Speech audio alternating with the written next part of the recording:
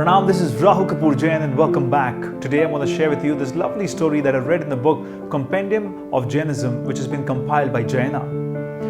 This is a story about two young children, a boy and a girl, who were playing by the beach, creating a castle for themselves.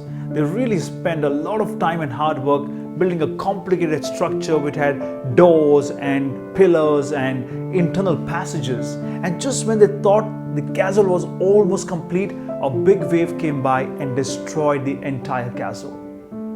Now one would expect that the children will be in tears and they'll feel devastated, but instead these two kids just got up, they held each other's hand, they started laughing, they ran away from the water and they started to build another castle.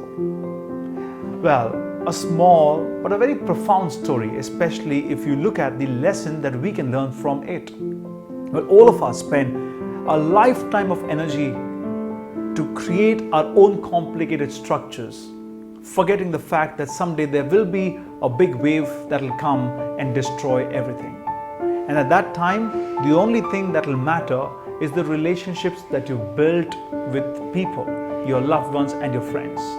Yes, because when tough times do come, the only thing that will matter in the end of the day is who is by your side, whose hand you can hold and start to laugh and start moving on with life one more time. In this story, the children could have cried after the castle was broken, but instead they laughed and started to work together to rebuild the castle.